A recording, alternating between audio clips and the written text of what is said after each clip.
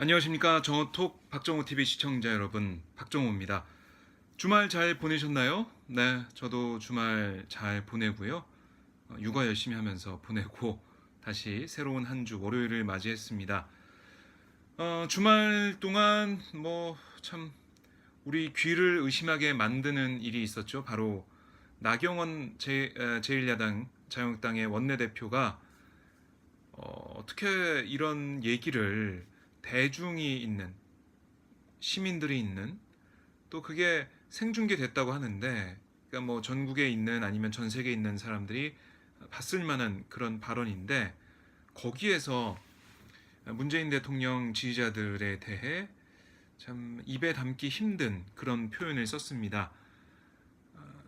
저는 그, 이런 발언이 나왔다고 했다고 했을 때 믿겨지지가 않더라고요.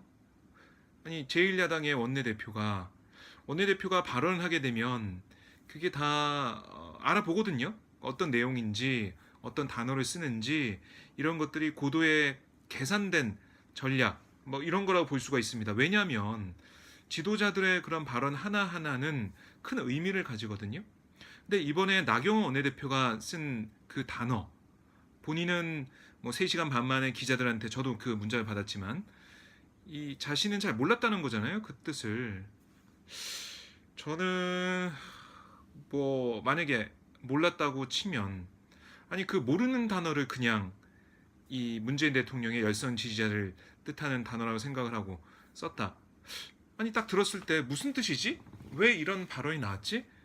이렇게 생각하는 게 상식인데 판사 출신의 법조인 출신의 나경원 원내대표가 이렇게 안이하게 아무 생각 없이 이렇게 이런 단어를 썼다라고 해명하는 것 자체가 저는 잘 이해가 안 되더라고요. 아무튼 이 파장이 오늘까지 정치권에 이어졌습니다. 그러니까 국회에서 민주당 여성 의원들이 기자회견을 했어요. 이재정 의원, 김상희 의원, 백혜련 의원, 서영교 의원, 재윤경 의원 등이 국회 정론관에 와서 기자회견을 열고 나경원 원내대표령의 사퇴를 요구를 했습니다.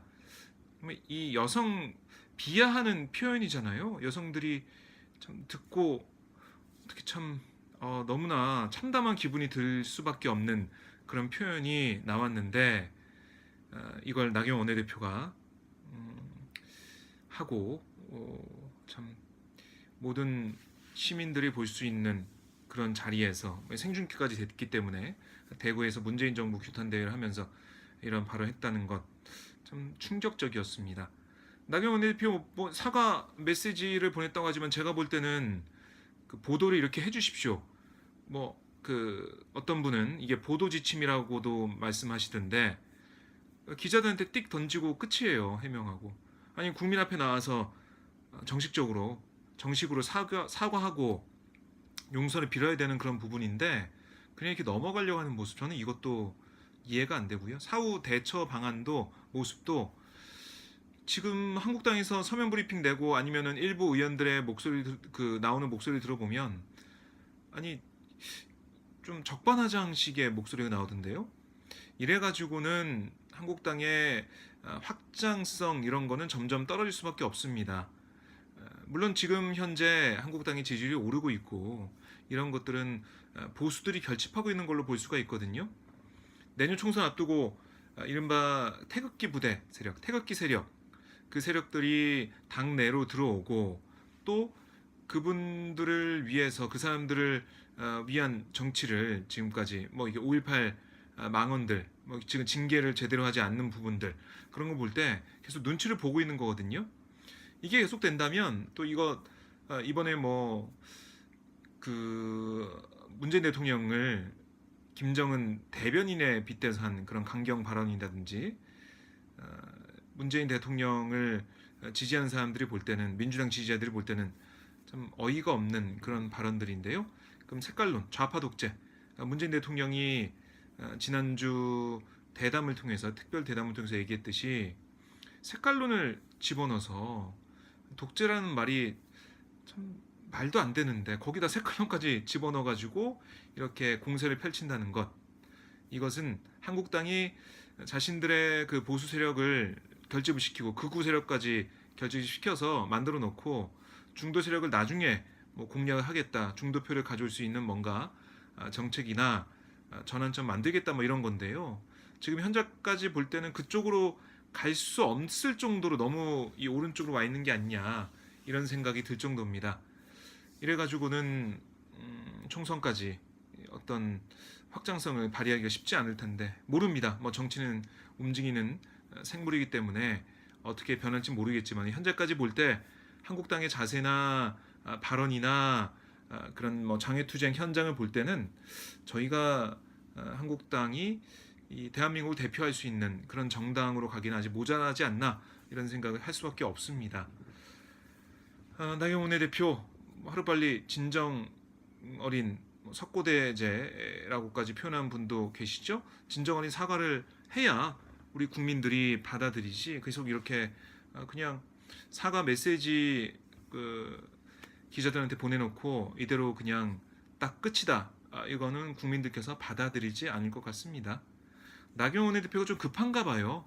황교안 대표가 어쨌든 장애투쟁을 통해서 스포트라이트를 받고 있고 1대1 그 문재인 대통령과 회담하자고 하면서 그냥 대선급으로 쭉 달려나가려고 하는 듯한 그런 모습을 보이고 있으니까 나경원 원내대표가 자신의 스포트라이트를 못 받으니까 좀 급한 게 아니냐 이런 생각도 들던데 그 이인영 대표랑 원내대표랑 만날 때 밥 잘 사주는 예쁜 누나 그런 얘기도 하면서 뭔가 여당과 대화를 좀 잘해보려는 그런 모습도 언뜻 비치고 있는데 물론 패스트트랙 뭐 그 얘기도 하면서 사과도 하고 뭐 이런 요구 조건이 한국당 내에서 쭉 나오고 있지만 그 화기애애했단 말이죠. 그리고 이 바른미래당과 민주평화당 이번에 유성엽 원내대표가 오늘 새로 선출이 됐는데 수요일에 바른미래당 원내대표가 새롭게 선출되면 이 정의당 제외하고 5당에서 4당이 새로운 원내대표 체제로 갑니다. 3당이네요. 민주당, 민주평화당, 바른미래당 3당이 가기 때문에 패스트트랙 전국을 뛰어넘는 새로운 뭐 협상도 가능하다 이런 얘기 나왔는데 이래가지고는 국민의 이런 생각과 동떨어져 있는데 어떻게 협상이 될까요? 패스트트랙 전국도 그랬고요. 빠루를 들고 있던 이른바 빠루 노루발 못보비를 들고 있던 나경원 원내대표의 모습도 저희는 아직도 기억을 하고 있습니다. 그리고 그 폭력적으로 회의장 진입을 막고 완력을 쓰는 그런 모습들 한국당 의원들과 보좌진들 모습 뭐 지금 다 고소고발이 돼 있으니까 그건 법대로 처리가 될 거고 이런 모습을 쭉 볼 때 한국당이 계속해서 오른쪽으로 가 있고 국민들의 민생이나 뭐 추경처리나 이런 것들 경제적으로 뭔가 우리가 국회가 힘을 모아서 처리해야 될 그런 부분들을 계속 도외시하고 있는 듯한 그런 느낌이 듭니다. 이런 부분은 뭐 평가를 받겠죠. 더 나아가서 내년 총선 때 국민들의 심판이 있을 건데요. 한국당 이래가지고 안 되고요. 나경원 원내대표 이번에 이 발언 뭐 물론 나경원 원내대표뿐만이 아니라 우리 정치사에 참 치욕으로 오명으로 남을 그런 발언이 됐는데 빨리 결자 해지를 해야 됩니다. 그렇게 얘기를 하고요. 그리고 오늘 제가 그 5.18은 계획된 뭐 시나리오였다 이런 특별 기자회견 있었습니다. 김용장 전 미군 부대 군사정보관과 허장환 전 보안사 그 출신 두 분의 기자회견 현장을 저희 오마이 뉴스 TV에서 생중계를 했어요. 5.18이 며칠 안 남기고 정말 이 전두환 계속 증언이 나오고 있거든요. 오늘은 들어보니까 이게 발포 명령도 아니었고, 그러니까 이 발포 명령했다라고 하는데 전두환 씨는 계속 부인하고 있죠. 전두환은. 근데 이게 발포 명령이 아니라 사살 명령이었다.